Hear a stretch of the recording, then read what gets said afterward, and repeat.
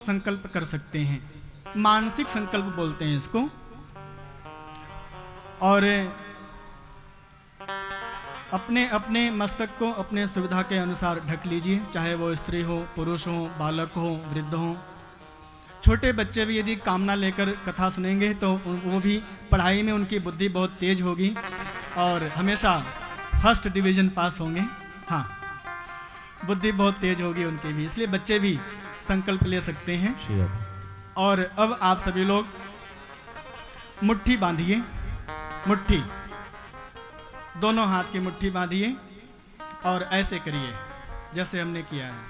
बिल्कुल ऊपर नहीं करना है, इतना करना है। अब आपके मन में जो भी संकल्प है नेत्र बंद कीजिए और उस संकल्प को ध्यान में रखिए। और आपसे अब संकल्प हम दिलवा रहे हैं। 7 दिन तक आप नियम से कथा सुनिएगा। जब भी आपको अवसर मिले आप पूजन में भी बैठ सकते हैं।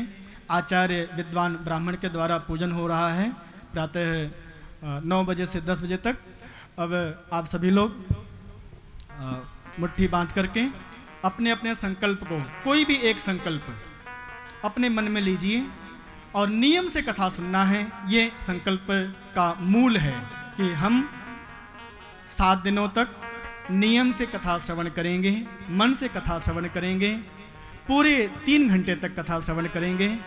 और उस कथा श्रवण करने के बदले में मुझे क्या मिलना है, मुझे क्या चाहिए, वो सभी आप सभी लोग संकल्प करके अब हमारे पंडित जी, आपको आचार्य जी संकल्प दिलवा रहे हैं। मन में आप संकल्प लीजिए, नेत्र बंद रखिएगा, कमर सीधी होनी चाहिए। बुलबा के बिहारी लाल की जय। जैसा कि आप सभी को पूज्य महाराज श्री ने बताया, श्रीमद् भागवत जो सभी कामनाओं की पूर्ण करती है, ऐसी कोई भी कामना नहीं है जिसे श्रीमद् भागवत जी पूर्ण नहीं करती हैं। अब कदाचित कोई एक विशेष भाव आ जाए तो वह अलग बात है, लेकिन आप सबके जीवन में श्रीमद् भागवत जी आपकी समस्त कामनाएं पूर्ण करेंगे। भागवत कथा 7 दिन की होती है, लेकिन ये 8 दिन का आयोजन है। आज आप सबने महात्म्य श्रवण किया है, कल से मूल रूप से कथा श्रवण करेंगे आप सब लोग। और कथा का बहुत बड़ा महत्व है। विशेष रूप से अगर आप कामना में रखना चाहें, आप अगर वयोवृद्ध हैं, आपकी अवस्था आ चुकी है, तो मैं कहूँगा संकल्प यही रखिएगा कि आपको कृष्ण भक्ति मिले, गुरु की भक्ति मिले।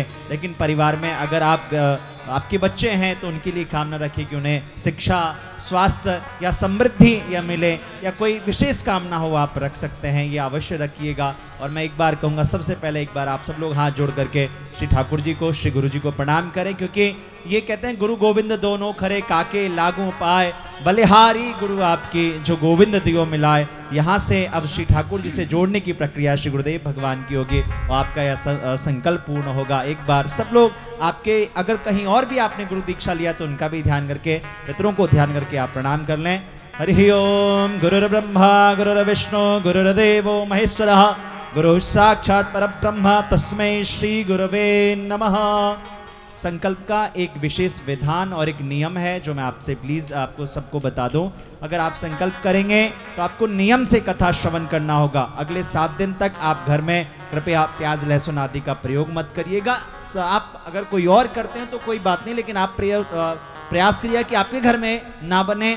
साथ ही 3 बजे कथा जब प्रारंभ होती है तो आप ठीक 2:55 तक सही, आप 2:30 बजे तक या 2:45 बजे तक आप आ जाइए। 6:30 बजे जब महाराज जी यहाँ से चले जाएंगे तो आप 2 मिनट बाद चले जाइए, लेकिन आप पूरी कथा श्रवण करिए। अगर आपको लग रहा है कि कोई बाधा है तो अलग बात है, लेकिन आप प्लीज नियम से कथा श्रवण करिएगा, क्योंकि ये संकल्प का एक विधान होता है। तो आप सब लोग हाथ बंद करके मुट्ठी में एक बार श्री ठाकुर जी का ध्यान कर लें।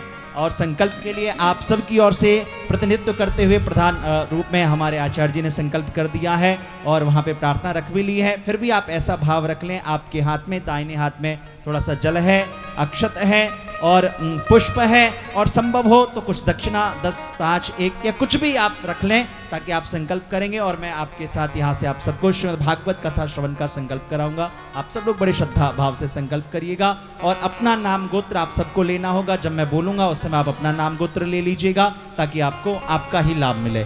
जी, एक बार 3 बार आप सब लोग को श्री विष्णु श्री विष्णु श्री विष्णु का उच्चारण करना है। आप सब लोग, आचार्य जी 1 मिनट आ जाइए, 3 बार आप सब लोग श्री विष्णु का उच्चारण करें। एक बार सब लोग जो जहां हैं वहीं से बस ध्यान रखिए कोई भी चमड़े का कोई वस्तु प्रयोग ना किया हो, अगर किए हो तो कृपया दूर रख दीजिएगा और बड़े श्रद्धा भाव से आप सबको संकल्प करके कथा श्रवण करना है। हरि ओम विष्णु 3 बार श्री विष्णु का उच्चारण करें। श्री विष्णु श्रीमद्भगवतो महापुरुषस्य विष्णुराज्ञया प्रवर्तमानस्य अद्य श्री ब्राह्मणों ने द्वितीय परार्धे श्री श्वेतवारः कल्पे वैवस्वत मनवंतरे अष्टाविंशतिमे युगे कलयुगे कल्प्रथम चरणे भूर्लोके जम्बूद्वीपे भरतवर्षे भरतखंडे आर्यावर्ते गदेशांतर्गते दिल्ली प्रदेशांतर्गते कोटला मुबारकपुर क्षेत्रे श्री राधा कृष्ण मंदिर सन्निधौ बापू पार्क अंतर्गते महामांगल्यमासोत्तम मासे शुभे चैत्र मासे शुभे कृष्णे पक्षे शुभे बुद्धवाशान्विदायः शुभ नक्षत्रे अनुराधा नक्षत्रे शुभयोगे वज्रयोगे शुभकर्णे कर्णकर्णे शुभराशि स्थिते श्रीचंद्रे वृश्चिक राशि स्थिते श्रीचंद्रे शुभराशि स्थिते श्री सूर्ये शुभराशि स्थिते श्री देवगुरु शेषेषु ग्रहेषु यथा यथा राशित्सांसु एवं ग्रह गुण गण विशेषण विशिष्टायां शुभ पुण्यतिथौ षष्ठम्यां महापुण्यतिथौ अमुक गोत्रोत्पन्नोहम अमुक नामनोहम। अब आप सब लोग अपना गोत्र अपना नाम उच्चारण कर लीजिएगा और आपके परिवार में जो भी सदस्य हैं उनका भी नाम गोत्र, मतलब गोत्र तो एक ही होगा आपका, लेकिन उनका नाम ले लीजिएगा।